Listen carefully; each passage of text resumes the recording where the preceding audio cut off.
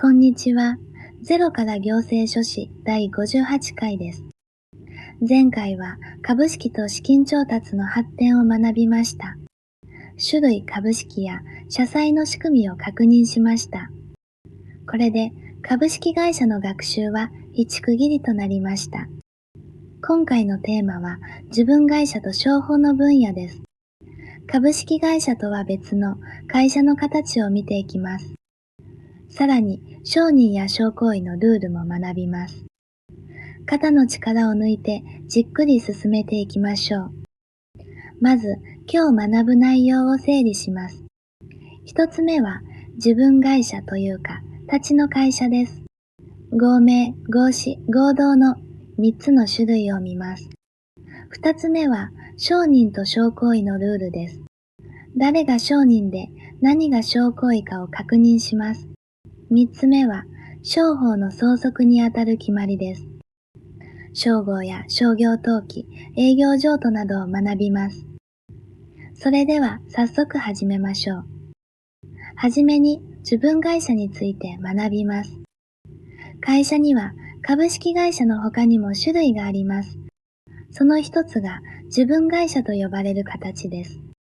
自分会社では出資した人を社員と呼びます。ここでの社員は従業員のことではありません。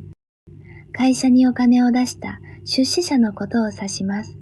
社員は原則として自ら会社を経営します。少人数で信頼し合う仲間が集まる会社です。この自分会社には3つの種類があります。ここで3つの種類を表で見ていきます。違いは社員が負う責任の重さにあります。一つ目は合名会社です。社員全員が無限責任を負う会社です。会社の借金を全額負担する重い責任です。二つ目は合資会社です。無限責任の社員と有限責任の社員が混じります。三つ目は合同会社です。社員全員が有限責任にとどまる会社です。出資した金額までしか責任を負いません。次に株式会社と比べてみましょう。株式会社の株主は有限責任だけを負います。出資した金額を超えて責任を負いません。また、株主は必ずしも経営には加わりません。これに対し自分会社は社員が自ら経営します。所有と経営が一つに結びついた形です。さらに、自分の譲渡にも違いがあります。他の社員の承諾がなければ原則譲れません。信頼関係を大切にする仕組みだからです。ここからは商法の相続を学びます。はじめに商人とは何かを確認します。商人とは商行為を仕事として行う人です。自分の名で繰り返し商行為を行う人を指します。また、店を構えて物を売る人なども含みます。こうした人も商人として扱われます。商人の活動には特別なルールが用意されています。取引を早く安全に進めるための仕組みです。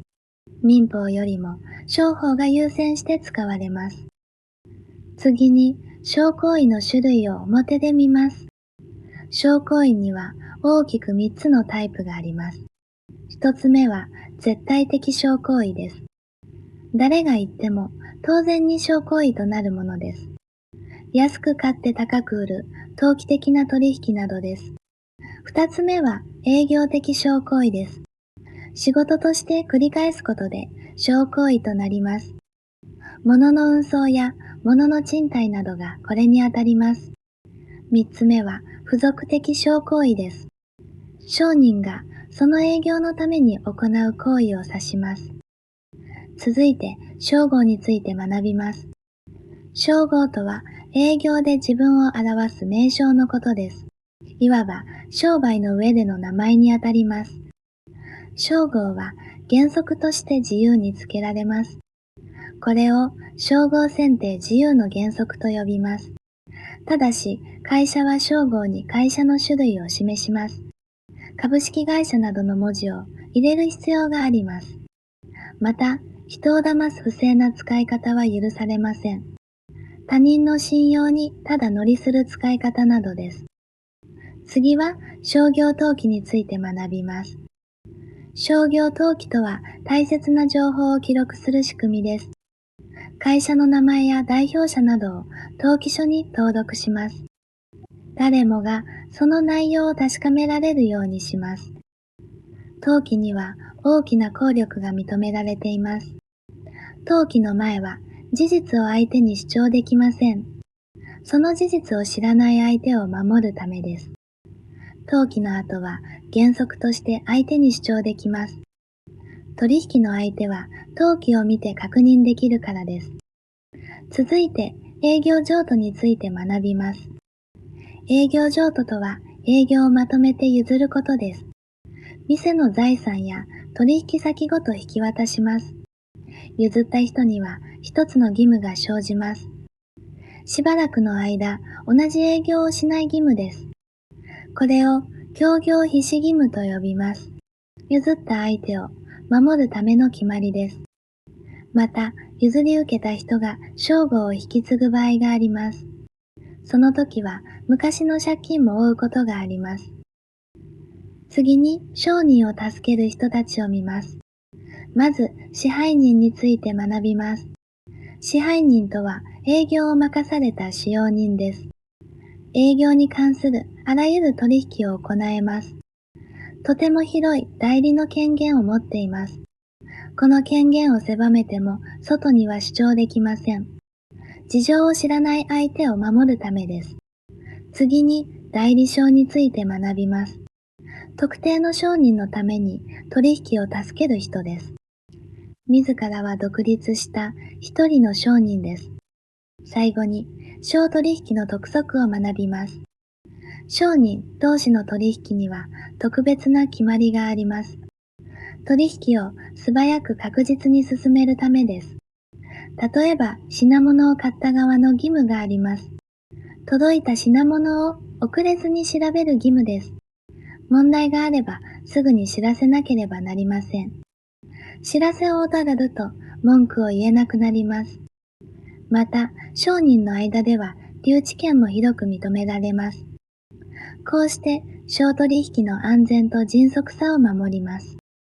ここで今日のクイズです。自分会社や商法について正しいのはどれでしょう？